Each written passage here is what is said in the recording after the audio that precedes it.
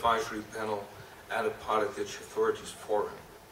And meanwhile, the VTS committee had considered its own role and concluded, and this is very much consistent with the role of VTS within the wider framework of VTM, that the nature of its work would also make it a horizontal committee, addressing not only specific VTS matters, but also matters related to the particular role of VTS in vessel traffic management.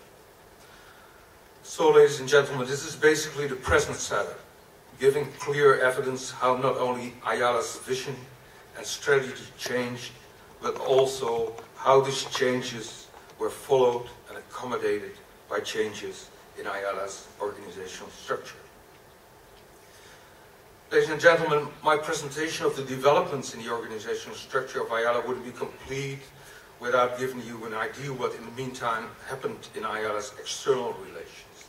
Time is too short to do this step by step, but this slide may give you an idea of the many external relationships that Ayala entered into and built upon and strengthened over the years.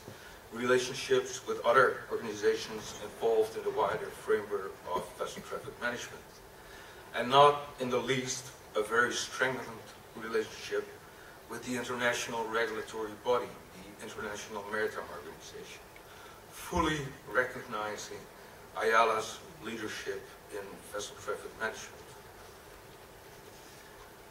Ladies and gentlemen, this, of course, is all history now. Maybe I have told you nothing new, but having been very much part of the many international developments over the last 30 years, both in Ayala and IMO, I thought it useful, particularly for myself, to take a time out, lean back, and see what progress has actually been made in the development of the system approach to vessel traffic management concept.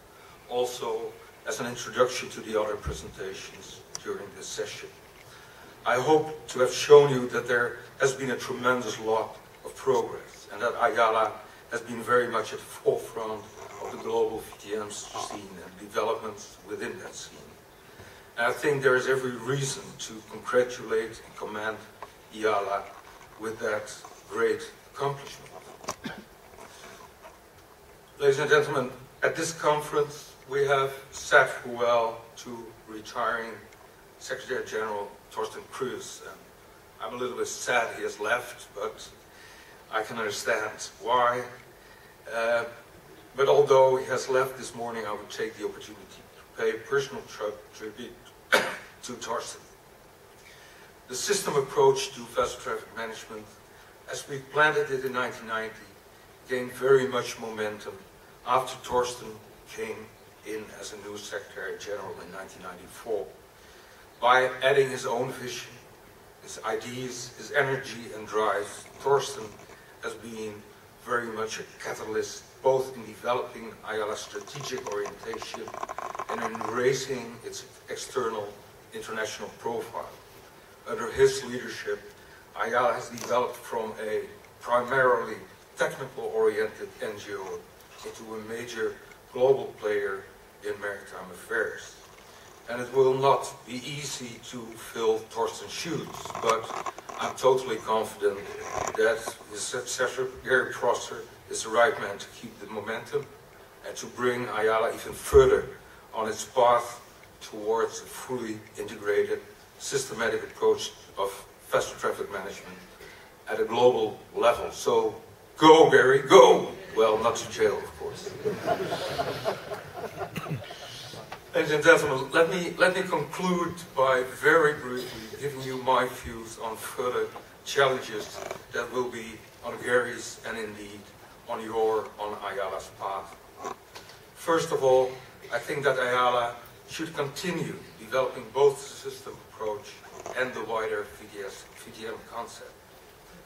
Ayala should continue its strong contribution to e-navigation, in particular to the current preparation of a strategy implementation plan.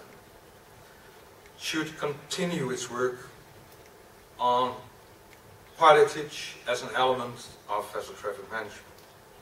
Should continue developing practical tools for risk assessment and evaluation. Should continue and maybe even intensify its cooperation with other international organizations. But from its generally accepted role in VTM, IALA may very well consider some new challenges, such as a role in traffic regulations and routing, both from a VTM perspective. A role in other coastal state issues, such as coastal vessel traffic management and tracking and monitoring. A role in developing global standards for traffic statistics and analysis. A role in developing global standards for maritime information management and exchange. The IALA may consider the preparation of a consolidated VTM manual and or a toolkit, and it may consider developing a scheme for what I would call VTM auditing, that is complementary to what we heard yesterday on auditing in the framework of the IMO's voluntary auditing scheme. Finally, ladies and gentlemen, who am I to try to talk IALA into a new logo? But since even mind you, the IMO recently changed its well-known logo, this may be another challenge for IALA.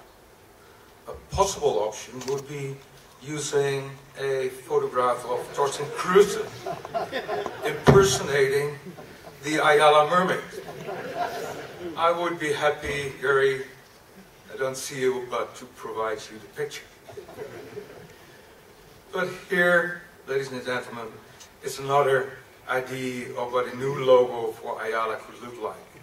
I am probably violating a copyright, but this here is my idea, symbolizing how IALA has risen and has seen the light. Thank you very much.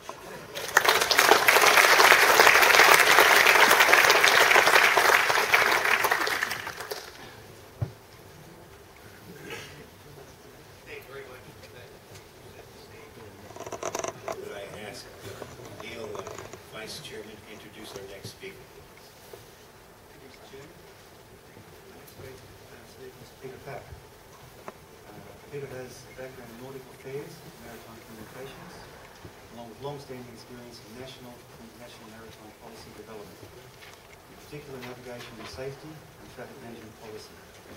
He's a member of the Netherlands delegation to the IMO NAV and COMSAR subcommittees, and has been involved in IALA for 13 years.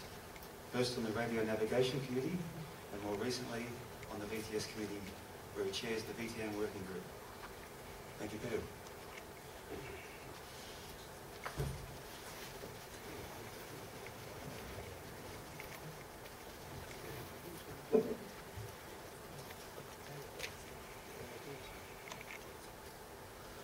Mr. Chairman, dear colleagues, ladies and gentlemen, on behalf of the members of Working Group 4 on Vessel Traffic Management of the IALA VTS Committee and my co-writer, Mr. Raymond Siet, I would like to thank you for the opportunity to present and clarify the new global concept of vessel traffic management as it is at present and will be the years ahead under development and coordination by the VTS Committee.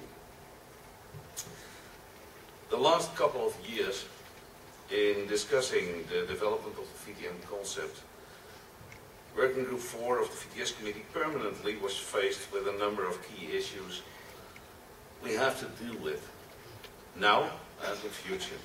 For example, the changes and functional expectations in the maritime domain, how to translate changes and functionalities into a comprehensive and transparent structure, how the cooperation between authorities and users can be improved, to improve the transparency of the responsibilities